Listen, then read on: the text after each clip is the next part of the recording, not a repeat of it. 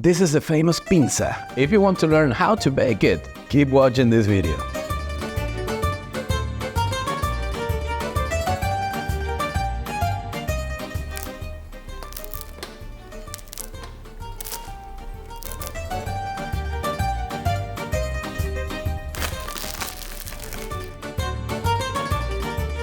Good morning everyone and welcome to another baking video. Today we'll be baking Pinsa. Yes, I know what you've heard, Pinsa, not pizza. They are mostly the same thing, both come from Rome, from Italy, but there is a little difference. The main ingredient of the Pinsa is the rice flour, which will make it more crunchy, more airy and more light. And another interesting thing of Pinsa, it's the word by itself, Pinsa, which comes from the Old Latin pinsare, which means stretching a dough. Really different as the pizza, right? So okay, let's start with the recipe and may the gluten be with us. So talking about the main ingredient of this recipe, which is rice, which I have right here, what we really need is rice flour. So why don't we mill it? So this is my Austrian stone mill, in which we're going to make our homemade rice flour.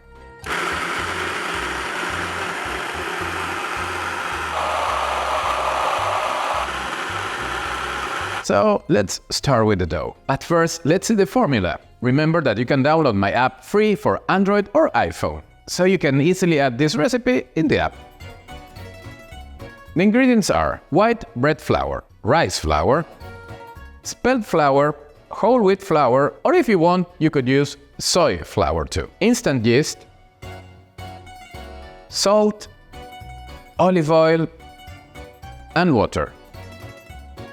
In a bowl, we add the bread flour, now the rice flour, now we add the spelt flour or whole wheat flour or soy flour, a pinch of yeast, and we start adding the water very slowly, not all at the beginning. With this Danish whisk, we start whisking the dough. We are mixing all the ingredients. At the beginning, this dough can look kind of dry, but wait, this is an 80% hydration dough, so wait till we add all the water. Now that the dough looks like a dough, let's put it on the counter. And now that the dough is on the table, I'll do some stretching and foldings, kind of Bertinet style or something like that.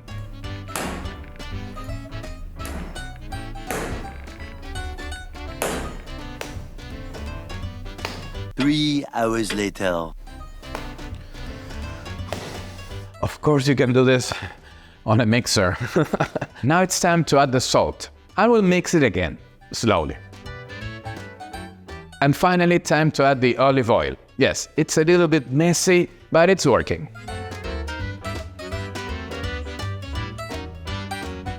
Almost done. Every stretch and folding was worth it. Finally. Now that we're done with the dough, let's put it back in the bowl and cover it. And now we have to wait till the dough doubles in size. Something that we could do perfectly here at room temperature in my lab, but instead of doing that, I'm going to use this. I present to you the Brother & Taylor folding proofer, which keeps the right and constant temperature for proofing. Very handy on cold days. It is really easy to set up. Just unfold the walls, put the rack in, put the lid on, turn it on and set the desired temperature. In this case, 77 degrees Fahrenheit, which is a perfect temperature for proofing this dough. And the only thing that we have to do now is just wait. Whoa.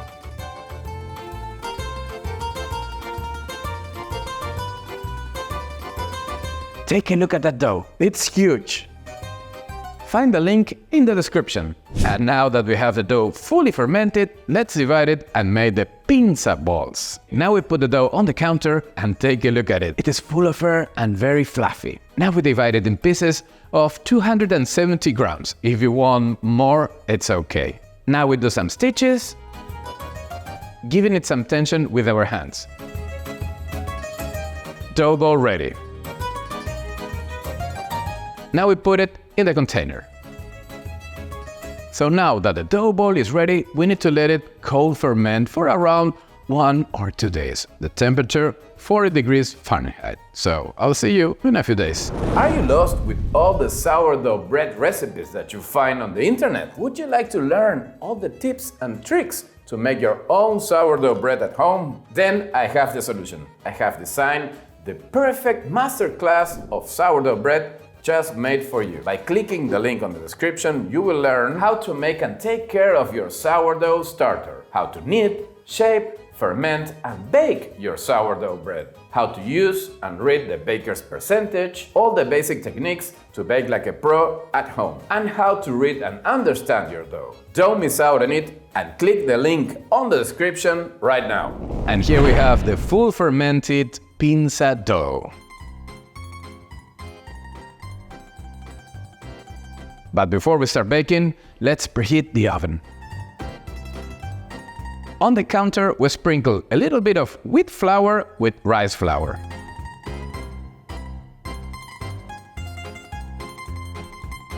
And now comes the best part, using the fingers. We use the gravity to help us on stretching it. Perfect, we're almost done.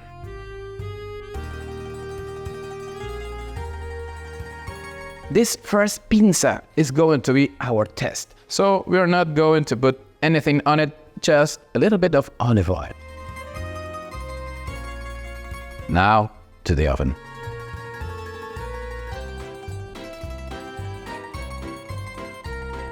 Now that the pinsa is in the oven, let's prepare an incredible topping. On a hot skillet, we put some butter. We let it melt, and now we add some heavy cream. We mix it.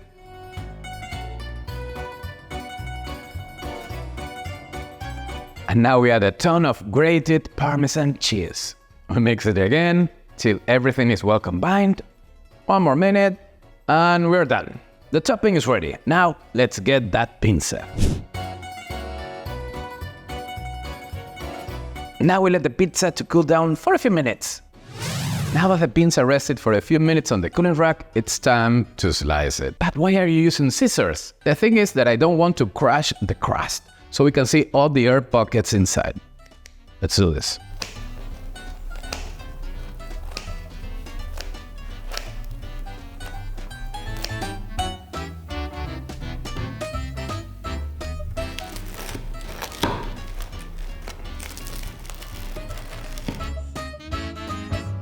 It's incredible. I really need to take a picture of this. Just a second. So now you've seen why fermentation is really important. It was really worth it. So now let's bake a full pinsa.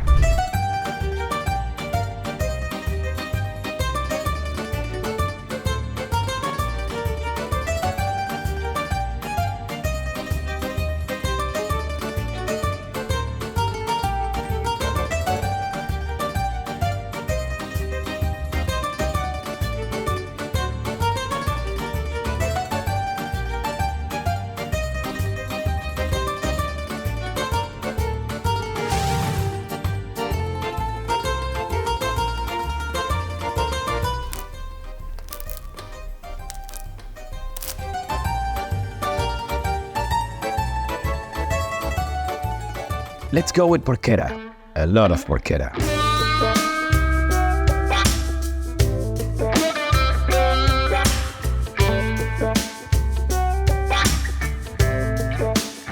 Now a few spoons of mascarpone cheese.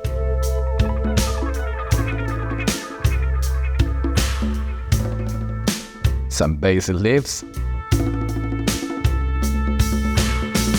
And our secret topic. Was it the secret? Okay, no longer.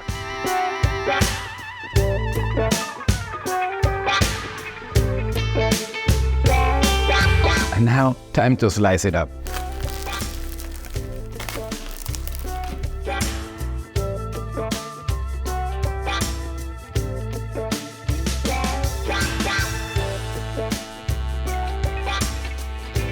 So now comes the best part of the video.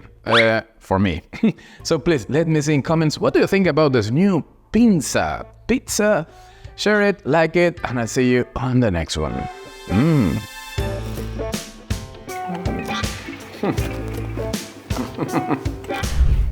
I hope you have enjoyed this video.